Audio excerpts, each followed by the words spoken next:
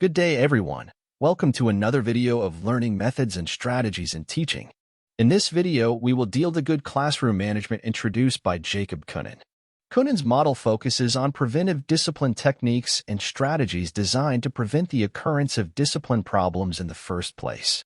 According to Kunin, good classroom management depends on effective lesson management. One of the good classroom managements introduced by Kunin is known as antiseptic bouncing. Antiseptic bouncing is asking a student to leave the room if he or she is uncontrollably giggling or misbehaving that affects the majority of the class.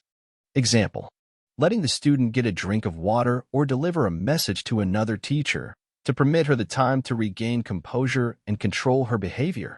This strategy is not designed to punish the student. Next classroom management by Kunin is program restructuring.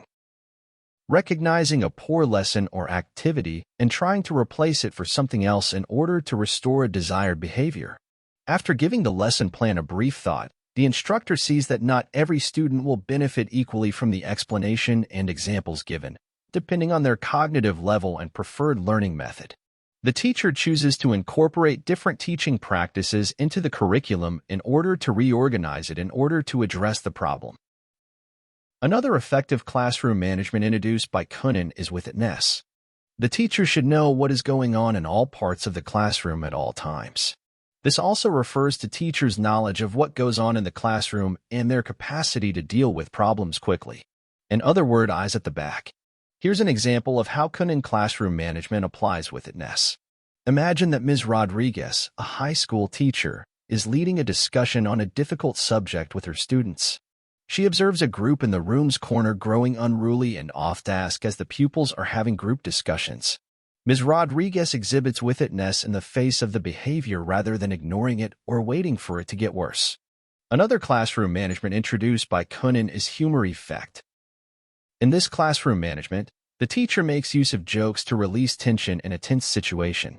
Example: to lighten the mood, teacher Jacob purposefully made a light-hearted remark about how hard the task was as he delivered a challenging arithmetic issue.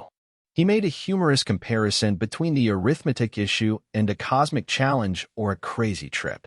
The pupils were taken aback by this sudden burst of comedy, which broke up the monotony of the session. In addition of Kunin's classroom management is planned ignoring.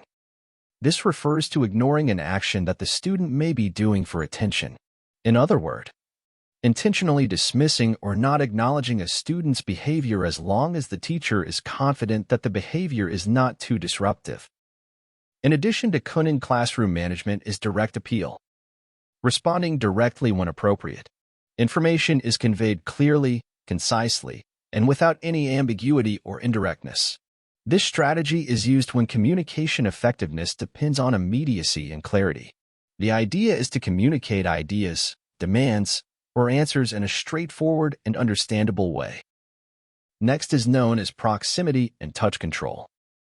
Placing the teacher's presence close to the misbehaving student for the students to behave. Reducing distance between the student and the teacher that helps the student to control impulses. The next classroom management is interest boosting. Interest boosting is a response directed to a student that seems to be losing interest in a lesson. Pay some additional attention to other students and their work. Displaying genuine interest in a child's work or interests, example sports, pop culture, movies, to help build a relationship and rapport, which in turn might increase the student's motivation to continue to work on the assignment. This is useful when a student's interest in a task is waning or when she is becoming restless. Next effective classroom management according to Kunin is ripple effect. The ripple effect occurs when the teacher corrects a misbehavior in one student, and this positively influences the behavior of other nearby students. At the high school level, Kunin found that respect for the teacher along with high motivation to learn leads to the greatest student involvement and minimum misbehavior by students. Last, signal interference. Refers to non-verbal response to stop students' misbehavior like for instance, clear throat, stare at the offender. Stop what you're saying in the mid-sentence.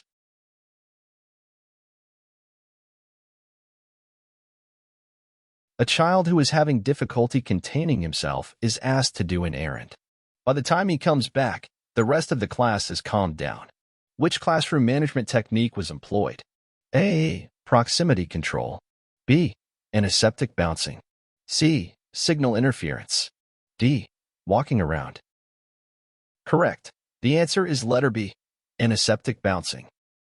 Continuously scanning the classroom even when teacher is working with small groups illustrates Robert Conant's A. It Ness. B. Diligence. C. Aggressiveness. D. Sensitiveness. Correct. The answer is letter A. It Ness. In his paradigm, Conant stresses the significance of overlap.